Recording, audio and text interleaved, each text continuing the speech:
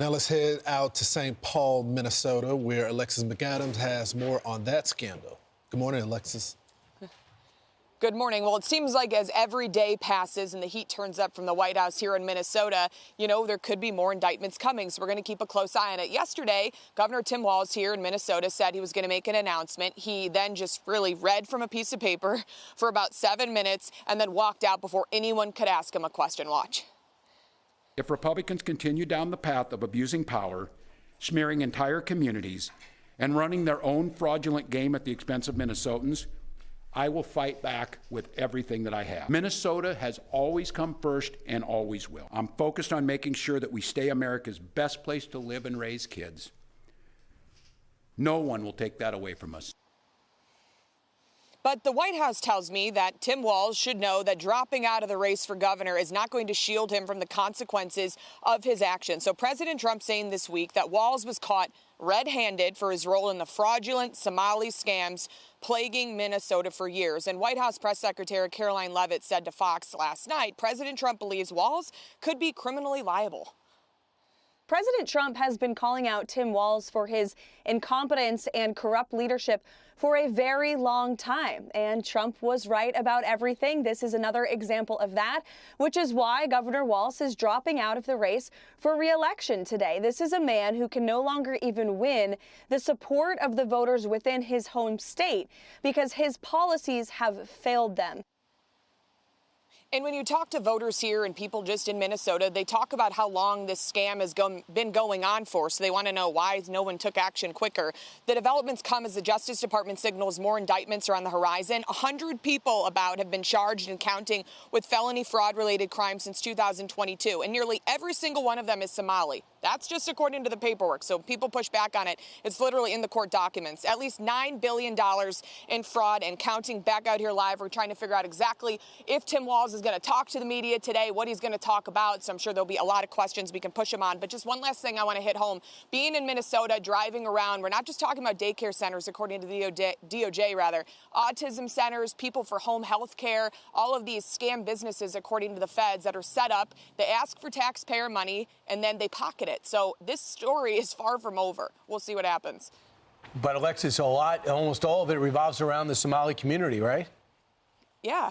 It does, yeah, and that's, you talk to voters here and people, they say, yeah, that's just part of it. There's a huge Somalian community here, but when you look at the court documents, Brian, it lists it. We're talking about 100 people that have been federally charged, and like 90 of them are Somalian. So how come when the Somalians come to Minnesota, I was asking the state rep, why'd they figure out how to scam the system? And they said they're looking into that too. Who helps them? Who gives them the information? So there's so much information that's probably going to come out. It's incredible. All right, great job, Alexis. Gosh, so she put it the best way I've heard.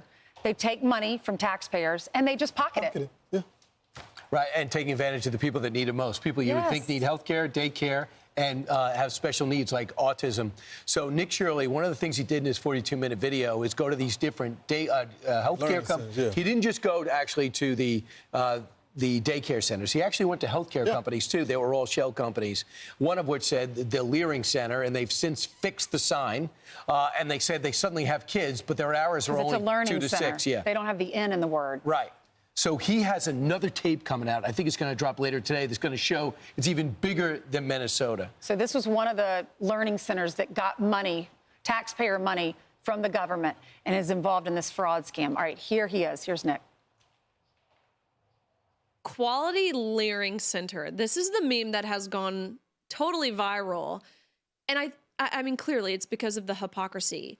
You have a daycare that's receiving millions of dollars of taxpayer funds, federal funds, and they can't even spell learning right. And what you don't see, what you actually do see, is they also spelt the address wrong. They spelt Nicollet wrong as well. They spelt learning and Nicollet wrong on their sign.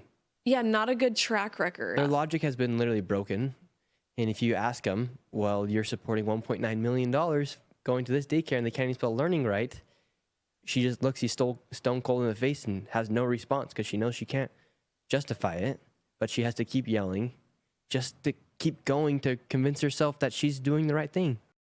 So what did they spend the millions on? Do y'all think it's crazy that a daycare would get millions, plural? Millions, and then you couldn't find the kids. And I'm sorry, I just can't get over this. A learning center from 2 to 10 o'clock? Right. I mean, it's been a while since I was in childcare. But I don't remember us being at a childcare from 2 to 10. And one of the things he did is said, I have a son that wants to get in there. His name is Joey. And they go, no, this is not for Joey. Right. Really? It's not for a kid. Wait, and by the way, I'd love to see the qualifications of the people that actually answered. Do you have any experience with these kids? Bring me through a day with a 2-year-old. Tell me how you'd handle that. So I didn't hear about that part of the story. What do you mean from 2 to 10? Like you drop them off at 2 in the afternoon? That's their opening hours. Is between 2 in the afternoon? 2 in the afternoon. And they to 2. accused 10 at night? Nick of going there on off hours. Right. Got it. At 11. That's what they said. So the Riley Gaines Show will drop tomorrow. It'll be the first, available on YouTube or wherever you get your podcasts. So that'll be good. And Nick has more out that shows that that's why it's more bigger than Minnesota. Good for Nick. Look, the younger generation. Look what he's doing. And his dad Good has been helping him out there. So Elon Musk said, by the way, that there's fraud in California, New York, Illinois, more than Minnesota. He said he found that out when he was doing Doge. Unbelievable. And all these people want to be president. Want even more Fox News on YouTube? Become a Fox News Patriot today. Click join to find out how.